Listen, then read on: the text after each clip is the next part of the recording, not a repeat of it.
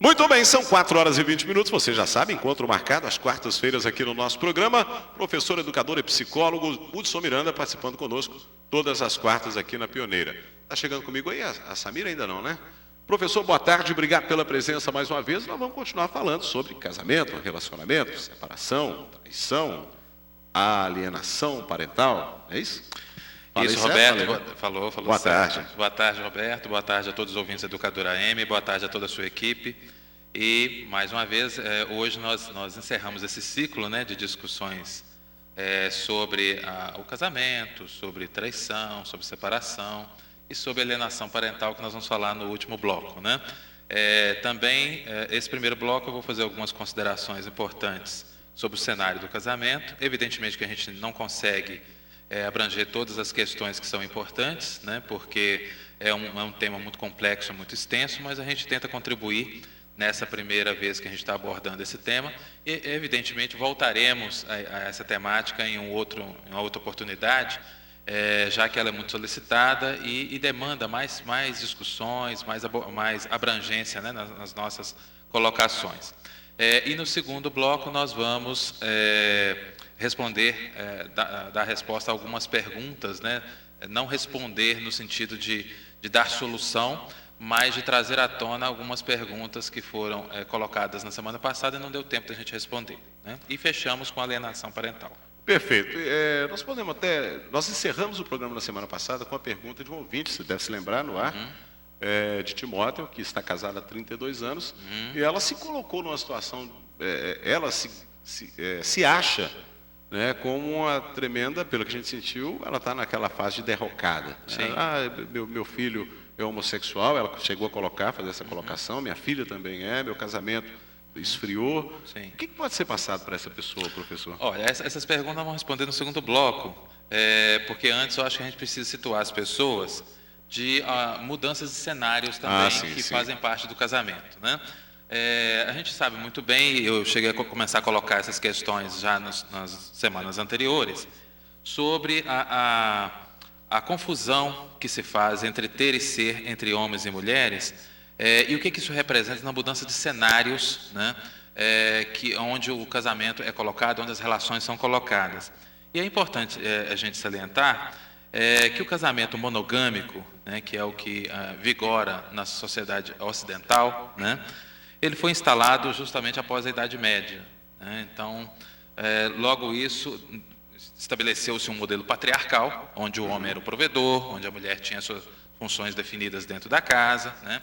Que é cuidar dos filhos, cuidar da estrutura, né, funcional da casa, da dinâmica de funcionamento da casa, enquanto o marido de prover a própria estrutura física, né, de alimentação, né, aquela coisa toda, onde o homem dava a última palavra, né? Então as funções eram muito claras, muito definidas. E isso foi mudando, o cenário foi mudando. No século XIX, por exemplo, com o advento do romantismo, a questão econômica que era prevalente antes, né? Quer dizer, as pessoas se casavam justamente para ampliar patrimônio, para manter patrimônio, né? A mulher não tinha vontade própria. É claro que nós temos exceções em tudo isso, né? Claro. Mas a predominância era essa, né? Com o advento do romantismo e com o século XIX, os sonhos, os desejos começaram a ganhar lugar, né? E aí nós começamos a idealizar o que é casamento, né? O que deveria ser um casamento, né? Com o surgimento da pílula, né? E com a mudança de cenário de trabalho da mulher fora de casa, isso fez com que surgisse, né, um novo modelo de mulher, uma nova forma, né, de exercício da feminilidade, né, e essa mulher passou a ter um novo papel, crescente, né, e isso eu estou falando por enquanto de cenário, tá? E isso exigiu uma renegociação do par. Seria? E essa renegociação do par é aí que residem os problemas. Por quê? Porque junto a tudo isso, só nos últimos 20 anos, olha só o que mudou. Vamos pegar a nossa região, né? E isso, inclusive, responde um pouco, não tudo, mas no segundo bloco a gente conversa, sobre um ouvinte que falou, por exemplo, sobre o cenário da internet. Sim. Mas vamos lá. Nos últimos 20 anos, na nossa região a região metropolitana do Vale do Aço. Estamos a 220 quilômetros de Belo Horizonte. Né? Bem pertinho da capital, né? Bem pertinho da capital. É uma região formada por algumas dezenas de cidades, sendo que o protagonismo é de 3 cidades, né? Interligadas por menos de 5 minutos de percurso, né? De automóvel. Timóteo, Coronel e Fabriciano são interligadas. Quem não é da região e chega aqui nem sabe onde que está, né? Os limites, as fronteiras, né?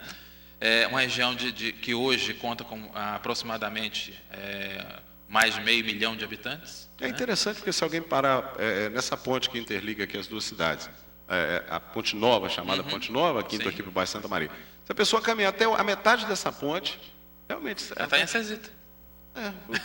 E pode estar em Fabriciano. Pode estar em Fabriciano, pode estar em Cezita. Porque tá ali ela cai no centro de Fabriciano e sai na ponta de Cezita. O meu não tinha. Então, as fronteiras estão cada vez cada vez menos identificáveis, né? E aí, nesses 20 anos, o que foi acontecendo? Que é uma região de 500 mil de habitantes, pouco mais de 500 mil. Se você contar o leste de Minas, que aí vai Governador Valadares, vai Caratinga, isso sobe para quase 3 milhões de habitantes. Sim. Né? E aí, nesses últimos 20 anos, nós tínhamos aí, só no Vale do Aço, uma instituição de ensino superior. Né? Hoje, entre pontos de apoio a ensino à distância e ensino superior presencial, nós temos mais de 7 instituições. Né? Nos últimos 20 anos surgiu o auge aí no mercado de trabalho, né?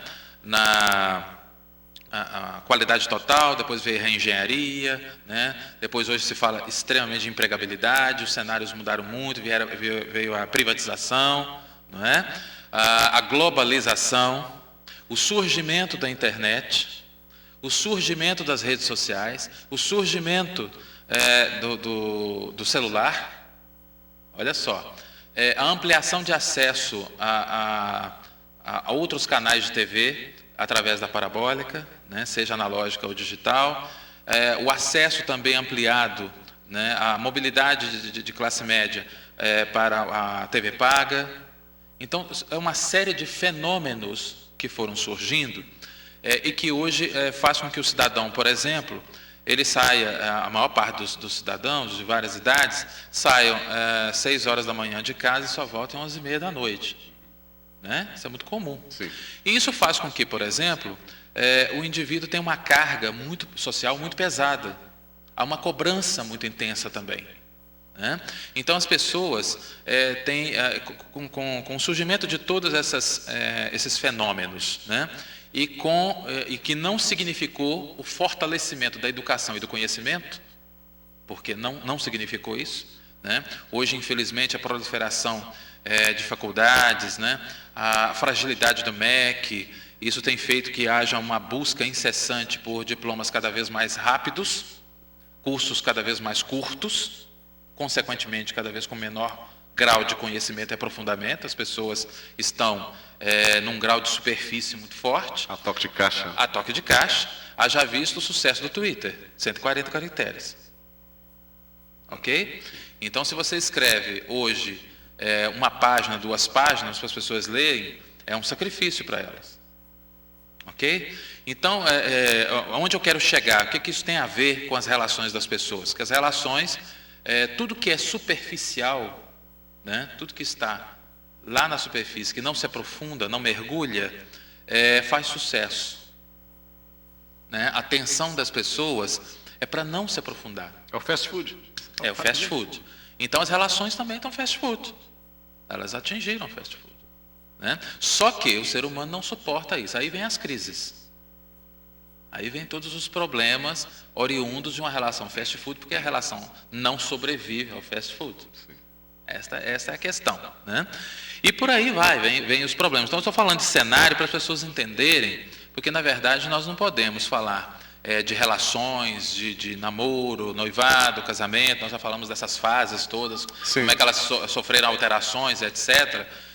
E a gente não pode falar dessas questões sem considerar a mudança de cenário. E aí nós não estamos dizendo que a internet é ruim, que o celular é ruim, que isso ou aquilo é ruim, não. Nós estamos dizendo como é que eu me comporto e como é que eu reajo a esses recursos. Como é que eu utilizo. tem pessoas, por exemplo, que utilizam muito bem esses recursos e que continuam preservando as suas relações presenciais, continuam fortalecendo a sua forma de ser, né? Não deixaram serem asfixiadas, né? Elas não são governadas pela modernidade. A modernidade faz parte da vida delas, os recursos vieram para agregar, né? Valor, para trazer coisas novas e positivas, mas elas não são governadas por isso. Consequentemente, elas conseguem ter uma relação de preservação dos seus valores e da sua condição de relacionamento positivo muito maior. Ok. Professor, a gente vai voltar para mais 10 minutos do outro bloco. Okay. Né? Os 10 primeiros aí já foi. Eu vou acionar a Samira, que está comigo na ponta da linha aqui. E dentro disso que o senhor acabou de dizer, né, só deixando... É uma pergunta também, no segundo bloco a gente vai falar sobre as perguntas, claro, né? Criei um site MSN, você deve se lembrar dessa pergunta também, e até agora há pouco, mais de 200 pessoas visitaram o meu perfil. Destas, recebi mais ou menos umas 30 mensagens e respondi a quase todas. Conheci apenas uma pessoa que já queria sexo no primeiro encontro e que foi prontamente recusada. Não estou me baseando apenas nessa pessoa que conheci, mas tive conhecimento de outras pessoas e que os homens realmente só querem isso, e eu estou procurando outra coisa e não essa coisa errada. Daqui a pouco a gente vai falar então. A Samira está comigo na ponta da linha. Boa tarde, Samira. Aqui na Educadora, a tarde é nossa. Roberto Nogueira. Muito bem, 4h35, professor, primeira parte do programa, né? Falamos aí sobre alguns parâmetros da família, tecnologia. E a segunda, vamos direto para as perguntas? Antes de ir para as perguntas, eu queria só provocar um pouquinho a reflexão sobre a ideia de mudança que geralmente a gente coloca, que a gente tem no casamento, né? E que é saudável, é importante a gente pensar algumas coisas, como por exemplo, muitas pessoas ficam naqueles extremos, né? Eu mudo de casamento, eu mudo a mim mesmo, né? Eu mudo a mim mesmo, mudar a mim mesmo, por exemplo, significa o quê? Mudar como? Né? Mudar como? Transformar para o outro ou para mim? Né? E qual tipo de transformação não fica também uma questão? Também, né? Fica uma questão. Né? E transformar para me relacionar com outras pessoas, né? Transformar para relacionar com as minhas próprias fragilidades e possibilidades, ou transformar-me para me submeter ao outro. Então, essas questões a gente precisa colocar em pauta sempre, né? Permanentemente, porque, na verdade, quando você casa, não existe aquela garantia, né? A gente tem a ideia, nos contos de fada, né? Que a gente, nos filmes, de que casaram e foram felizes para sempre. Né? E, na verdade, a gente é um exercício constante. Todos os dias é um desafio você acordar ao lado de alguém que é diferente de você, que teve uma história diferente, que naturalmente precisa aquele amor precisa de manutenção permanente, né? É um desafio, é uma descoberta permanente. Todo dia você vai descobrir alguma coisa diferente, né? Mas vamos lá as perguntas. Muito bem, então vamos lá. Tem algumas perguntas aqui. A gente podia entrar, inclusive, eu fiz essa pergunta da menina da internet aqui, mas a pergunta é daquela senhora de Timóteo, que nos ligou semana passada. O professor, claro, deve ter se preparado. Eu vou responder àquela senhora. O senhor quer que eu faça a colocação do que foi dito? Você lembra, né? Que ela disse? Lembro. Que ela disse que estava há 32 anos casada, que o casamento estava passando por um momento de esfriamento. Isso. E falou a situação dos filhos. Bem, eu vou responder em duas partes. A primeira parte eu vou responder hoje, né? Que é a questão do casamento. A questão dos filhos eu respondo na semana que vem, que começa a questão da diversidade sexual. Nós vamos ter uma série de discussões aqui sobre diversidade sexual. Bem, quanto à questão do casamento, o esfriamento ele pode ocorrer por uma série de fatores, né? Múltiplos fatores. Há muitos casamentos, por exemplo, que já as pessoas ficam, por exemplo, com aquele mito: mas nós temos a crise dos 7 anos. Né? Não existe crise de 7 anos. Na verdade, existem casamentos que estão há 7 anos em crise. Na verdade, crise agora tem idade? Quantos anos tem sua crise? Minha crise está tem casamentos que já nasceram em crise, né? Complicado. Estão postergando há 7 anos, né? Então a questão não é essa. A crise não tem idade, não tem momento, ela se estabelece, né? E se estabelece na medida em que nós, por algum motivo, nos descuidamos dos pequenos conflitos, né? da intensidade do diálogo, da afetividade, de alguma questão envolvida aí na relação. Mas tem crise passageira? Isso vai se transformando. As crises são, em tese, né? Elas são passageiras, depende da crise, depende da minha postura em relação a ela, né? Da minha reação, da minha capacidade de dialogar em torno dela. Tem que haver um entendimento, né? Porque, na verdade, povoa o casamento uma série de medos, né? Por exemplo, nós temos medo da dependência ou da independência demais, né? De como que isso pode afetar o outro, o medo de não ser feliz, o medo de perder-se, né? De se descaracterizar, né? Algumas pessoas têm medo de ser feliz, não é verdade? Medo de perder oportunidades com o casamento, né? Essas inseguranças, elas povoam a mente das pessoas. Elas podem até não se expressar, podem até não falar sobre isso, né?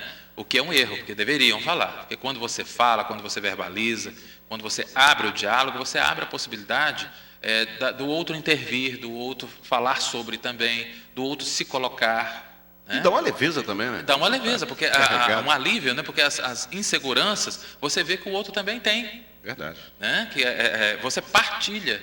A noção de relação é uma noção de partilhar. Então, é muito comum haver esse esfriamento. Muitas pessoas acreditam em esfriamento, a questão sexual, por exemplo. Não, mas comigo, no meu casamento, está tudo ótimo, porque sexo lá em casa é todo dia. Né? Como se fosse baseado unicamente. Como se isso fosse a única sustentação de uma relação amorosa. Né?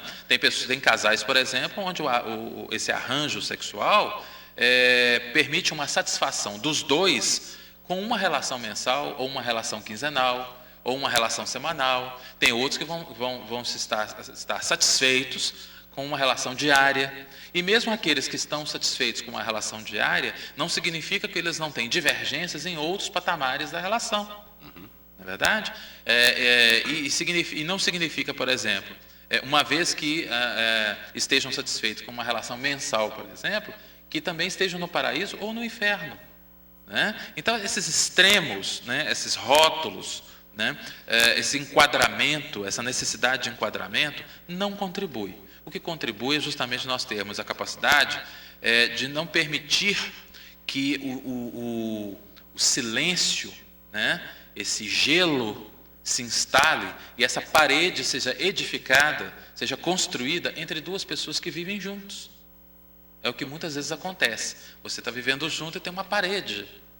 Não existe nenhum vidro, existe uma parede, né, entre os dois. Existe uma dificuldade muito grande de cada um abrir-se com o outro. Né? Muito bem. Uma outra coisa, nós estamos falando de crise conjugal, né?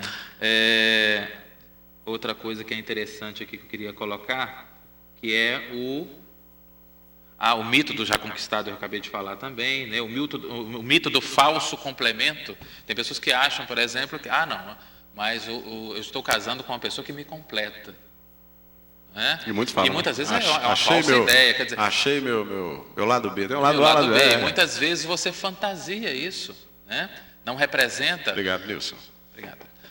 Às vezes não representa esse complemento. Às vezes você fantasiou, você complementou por si.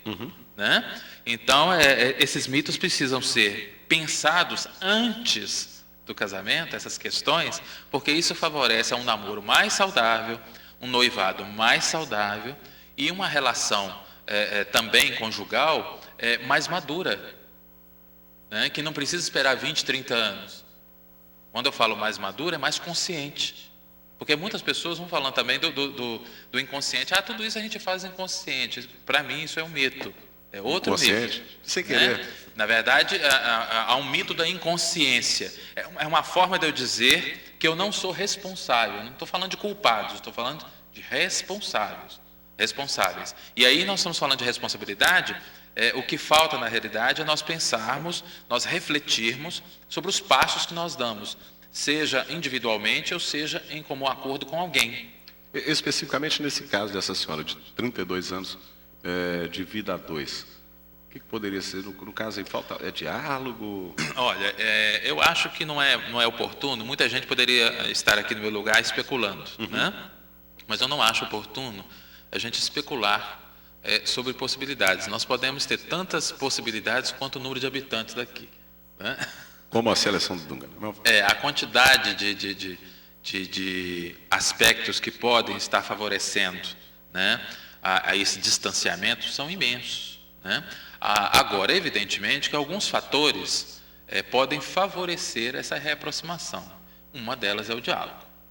Uma delas é ter a coragem, a tranquilidade, né, de sentar não como se fosse uma luta, não como se fosse uma guerrearmos, né, mas como se fosse realmente a disponibilidade de um sobre o outro de compreender o que está acontecendo, né, para que possa ser tomada uma atitude dos dois, né, porque nós estamos falando de um casal.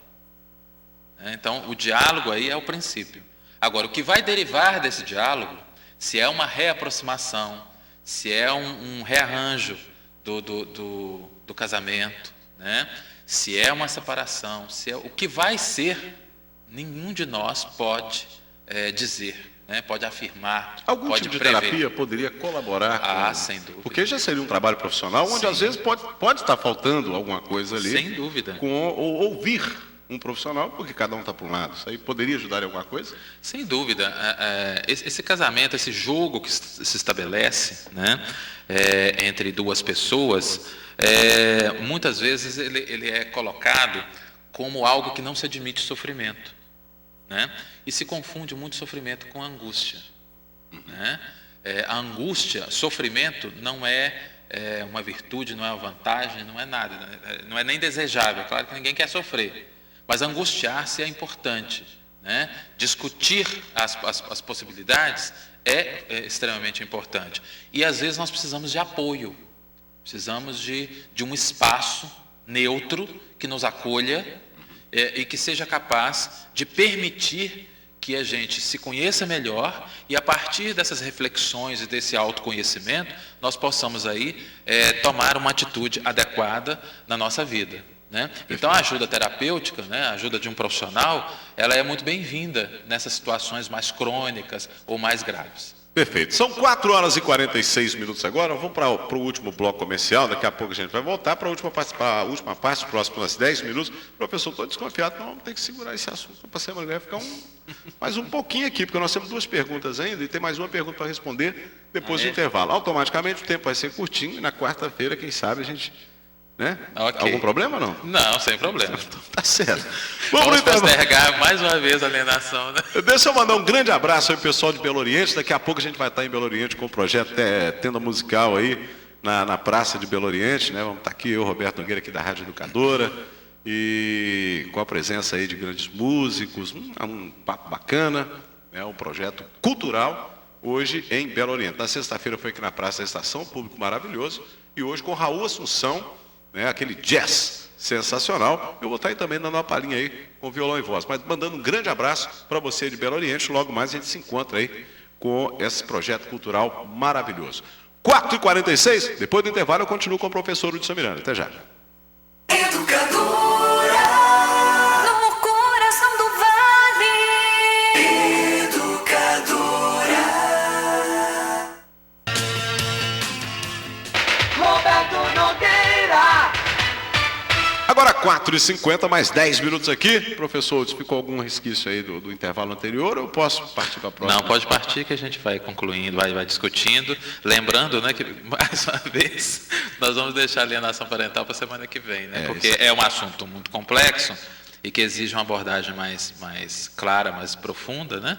E que está ligado aí a separação e a separação litigiosa, sobretudo, né? Porque nós teríamos 10 minutos para falar. Eu acho que a alienação parental, nós precisaríamos aí de mínimo 2 blocos de 15 ou 3 de 15. Exatamente. Não é? E nós vamos fazer isso semana que vem a gente faz a alienação parental e vamos continuar então com a questão do casamento. Isso. Aqui, ó, a menina fez um MSN para ela.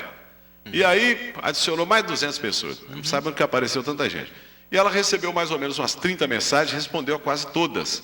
E diz ela que conheceu apenas uma pessoa, e essa pessoa que ela criou uma amizade com ela via internet, já queria sexo no primeiro encontro, e que foi prontamente recusado. E ela disse o seguinte: não estou me baseando apenas nessa pessoa que conheci, mas já tive outras conversas com outras pessoas, e principalmente homens que eu busco um relacionamento, estou querendo arrumar um namorado sério, e de repente todos querem a mesma coisa. Eu estou errado ou eu estou certo? Olha, a questão não é que se você está errado ou está certa, né? É a escolha que você fez, ok? Você fez uma escolha X e está em busca de alguém que comungue dessa ideia, né? Dessa forma de se relacionar. Agora, se isso vai ser fácil de encontrar ou não vai ser fácil, isso é outra história. Mas o que é importante é que você saiba o que você está procurando, né? Senão você vai se submeter ao quê? Ao que estiver disponível, né? E mesmo sem não pactuar com essa ideia, só para dizer que tem um namorado, quer dizer, não é por aí, né? Então, obviamente, a escolha que você fez, toda escolha que a gente faz, ela tem uma consequência. Se eu faço uma escolha, eu quero sexo casual, né? Eu não quero nenhum vínculo mais profundo, eu tenho uma consequência disso, né? Se eu faço uma escolha, não, eu quero uma relação mais duradoura, né? Que caminhe mais para o casamento. Não, eu quero uma relação séria, mas eu não quero casamento. Eu quero uma amizade colorida, por exemplo. São N possibilidades. Então, cada possibilidade dessa vai ter um desdobramento, vai ter um perfil de pessoa, né? Quer dizer, e vão ter aí os seus desafios colocados, né? Então, e até por aquele cenário que eu relacionei no início, né? Explica um pouco desse comportamento, né? As pessoas vão para a internet, na maioria dos casos, é claro que tem exceções para tudo. Obviamente existem na internet pessoas também com a mesma busca, né? Mesmo que percentualmente seja menor número, ok? E por ser menor número, elas são mais diluídas, digamos assim. Vai exigir uma procura um pouco mais refinada, mais calma. Está pulverizado, né? Agora, no geral, as pessoas já vão com um espírito para a internet, um espírito de casualidade, de se der, deu, né? Se funcionar, funcionou, né? E a consequência pode ser... Sim. Evidentemente que quando nós vamos com essa ideia, nós somos capturados por possibilidades muito frágeis, né? E, obviamente, poderemos, eventualmente, ser vítimas dessa fragilidade, né? Com a qual é como se você construísse uma rede que tem cara de rede, jeito de rede, né? Se você tiver consciência de que ela é uma rede frágil, você não vai subir a 20 metros de andar, a 20 metros, né? E pular lá de cima, porque você sabe que aquela rede é frágil, ok? Embora ela tenha a aparência de uma rede forte, ela não é forte, ok? Agora, se você esquecer disso e subir a 20 metros de altura, 30 metros de altura e pular lá de cima, você corre o risco ou de sair gravemente ferido ou de morrer, ok? Porque a rede que você construiu, ela é uma rede frágil. O material que você utilizou é frágil. Então, a mesma coisa é quando nós nos colocamos na rede, numa rede social, quando nós montamos o nosso perfil, né? Quando nós estabelecemos um contato com o outro, quando nós nutrimos, alimentamos a conversa no bate-papo, né? Quando nós incluímos alguém no nosso MSN, ou quando aceitamos ser incluídos em outro MSN, não é verdade? Tudo isso tem uma série de desdobramentos que podem... Uma série de questões. As fotos que nós colocamos, o nível de intimidade que nós que as pessoas têm acesso, né? Quer dizer, você tem um perfil na internet, eu tenho um perfil na internet, né? Mas o meu objetivo na internet é completamente diferente de um objetivo íntimo. Ele não é íntimo, ele é um objetivo profissional. Ok? Lá a minha intimidade não está, né? E há pouco acesso, né, à parte pessoal, né, que as pessoas têm, são pessoas muito amigas, então está tudo restrito. Então a maneira como eu me coloco, o texto como eu coloco, a busca, né, é que vai também determinar qual vai ser a postura das pessoas. Aí o que acontece? Significa que aquele que entrar no perfil de uma pessoa que tem uma colocação mais séria, por exemplo, e que quer uma relação mais duradoura, né, mais consistente, ele vai acessar, vai ler. Se ele não se identificar com aquele perfil, ele vai embora. Ele não pede para ser adicionado, né? Vão ter aqueles também que podem imaginar que aquilo ali seja um falso marketing, né? Um charminho. Então ele vai tentar fazer parte daquele grupo e tentar convencer você de que a outra possibilidade é mais interessante, é mais sedutora, que o mundo mudou. Não é verdade? Agora, cabe a você ter a convicção, ter a clareza de onde você quer chegar nessa relação, nessa nova relação. Né? Do que você tem a oferecer enquanto mulher, enquanto homem, aí eu estou falando para todos, né? O que você busca na outra pessoa. Né? E aí cabe também o equilíbrio das expectativas. Nós criamos muitas expectativas em relação às pessoas, seja no presencial ou no virtual. E devemos lembrar que, enquanto no real nós utilizamos também muitas máscaras, porque nós temos muitas máscaras, todos nós temos. E a cada dia cai uma. Cada dia cai uma e você constrói outra. Não é? O estoque está lá para você substituir. Né? No virtual você tem alguns agravantes, né? Que é o anonimato. Né? Você não sabe quem está do lado. Você não sabe realmente, você acredita ou não naquilo que é apresentado ali. Virou uma fantasia na cabeça da pessoa. É uma fantasia. Começa a imaginar aquilo que ela acha. Sim. E a câmera, a chamada cam, né? Não dissolve isso. Existe o porque fake é uma imagem. Cam. Existe o fake cam também, que você pode estar conversando com alguém que a você falsa câmera. acha que aquela cam você não grava, é a pessoa que está ali. Você pega uma imagem de alguém em movimento e hoje existe recurso para você colocar aquela imagem falsa como se fosse verdadeira. Não é verdade? E você tem uma série de outros recursos que as pessoas lançam mão. E outra coisa que é a intolerância. Quer dizer, se eu não estou gostando do tipo de conversa que você está estabelecendo, o que eu faço? Eu fico offline. Ou eu falo, eu tenho que dar uma saída. Ou me chamaram. E às vezes não é nada disso. Você está por ali mesmo. Você está por ali mesmo. Então, isso que você não faz pessoalmente, né? Pessoalmente você precisa enfrentar a situação, você precisa dialogar melhor, etc. Você tem esse problema no virtual. Então, até isso você precisa ir trabalhando, e isso só o exercício faz, o exercício desse tipo de contato, a atenção e menos ansiedade. Quanto menor a ansiedade, essa busca, é claro, estar aberto a um relacionamento, pode ser importante para você, não tem problema nenhum. A questão é que, até que ponto essa busca te governa, até que ponto isso é o ponto fundamental da sua vida, ou até que ponto você consegue controlar a sua ansiedade de tal maneira que, à medida que você vai conhecendo as pessoas, você vai tendo condições de avaliar se aquela pessoa pode ir tendo acesso a você ou não, ou se aquele primeiro que aparece e monta aquele perfil do ideal, porque esse discurso é conhecido, nós sabemos o que é o ideal para uma mulher e para um homem. Né? Isso é público, isso é conhecido. Então, basta colocar uma mensagem daquela que você vai se encantar. Então é preciso também ter esse cuidado. Né? Perfeito. Quarta-feira a gente vai continuar o assunto, né? Eu tenho mais uma pergunta aqui. A menina diz o seguinte: meu namorado sumiu no dia dos namorados. Aí tem a pergunta dela. A gente vai falar disso na próxima quarta. Professor, obrigado pela presença. Quarta. Eu que agradeço. Quarta-feira estamos aqui novamente. Vamos continuar o assunto porque ele é importante. Mas as pessoas que estão